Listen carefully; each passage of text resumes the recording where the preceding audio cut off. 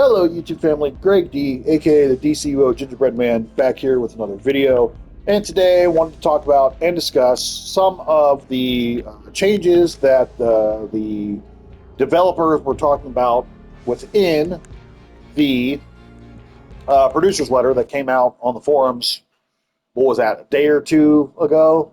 So, first off, excited that the next DLC is coming out in September, which is much earlier than I thought it was going to.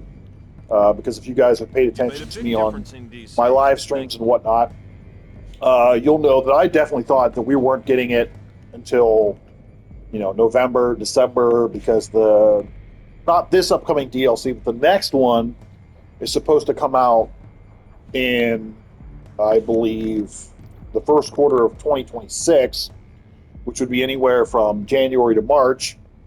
So I definitely thought that we were going to be on the back end of this quarter. However, very pleasantly surprised that we are coming out earlier than expected. I will say that I always get tired. This is me personally, but I always get tired of the Lantern content itself. Just because when they do decide to come out with Lantern content, they always like spam the crap out of it. For those of you who have played, very early on, I mean, how many of the War of the Light DLCs were there? And then they spammed Dark Knights, and then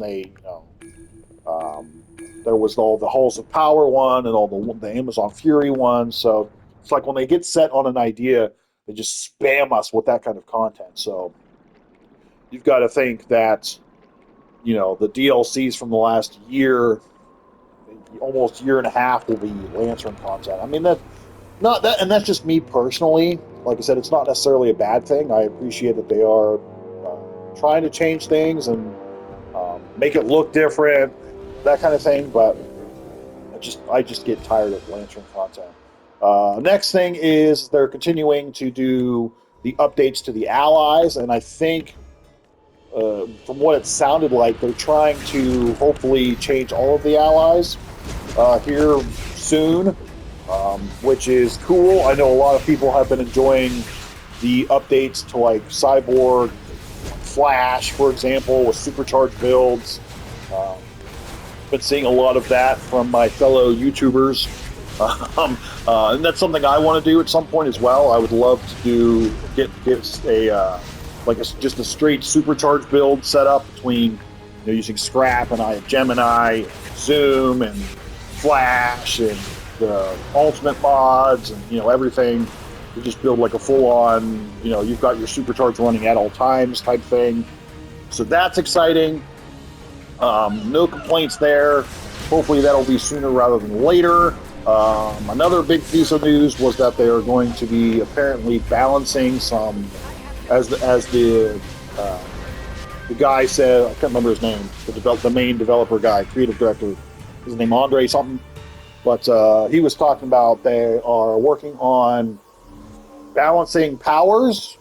They really were focusing on the quote-unquote underwhelming or the underdeveloped powers and classes, so that'll be kind of interesting to see what they do with that. I don't necessarily know what that means. It's kind of ambiguous and vague there, but I'm assuming they might be, nerfing certain things, buffing other things, just to kind of make everything, more even keel and more based on player skill level and skill points and artifact level and that kind of thing.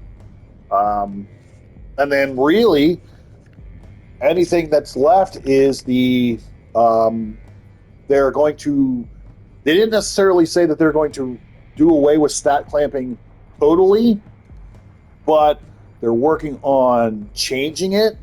I have been a proponent of, and I know I've heard other YouTubers say this as well, but I've always been a proponent of, like, if I've grinded out that much time, in the game and earned the gear that I have, and I've earned the, skill level that I'm at, the artifact level, and the skill points, and the combat rating, I shouldn't go into instances and be penalized for that, if that makes sense. I know that they have private matchmaking, so you can go into, instances to get feats, but I would much rather personally not get stat clamped, go into a tier 1, tier 2 alert raid, solo, duo, whatever, and go in and get the feats myself, as opposed to, just going in and getting stat clamped and all that stuff. I feel like, this is just my opinion, but I think a lot more players that I've talked to are kind of in that same mindset of, well, I would much rather go into stuff and not be stat clamped and run into, tier 1 raid by myself and defeat, all of the Fortress of Solitude ones by myself, because I can just go in there, get defeats, blah, blah, blah, do that. Now, granted, that might mean that you won't see as many players playing that older content, but again, if you can go in there, if I can go in there by myself and just, run through it real quick, you can get the speed feats for, like, Smallville, or, if you can, you wouldn't even have to worry about mechanics necessarily. So there is a chance that you could get a ton of old feats. I know that I could probably use a ton myself, so there's that. And then the last thing that I wanted to talk about is they are Homecoming, the next seasonal event, will be coming up here soon. They also talked about Batman Day, so don't be surprised that if we get like a little mini event, like something like this, like a 10-day thing for Batman Day. Homecoming will probably be a 20-day thing. I'm excited because I definitely need a ton of seasonal feats to catch up. So I will be definitely looking forward to that. But really, I want to know what your opinions are on things. I know that there are people that wish the developers would work on PvP and bring PvP back.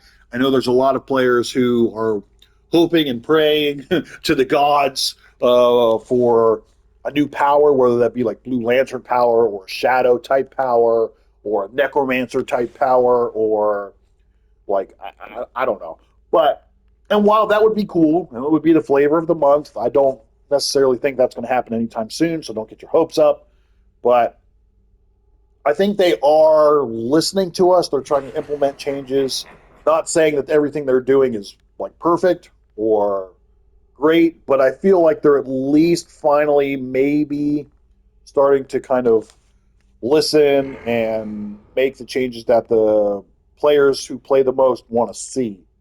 So, with that being said, I'm going to conclude my video right here. Let me know in the comment section below what you guys think. Are you excited for the changes? What other changes would you like them to make? So thank you guys so much for watching. As always, don't forget to like, share, comment, and subscribe for more.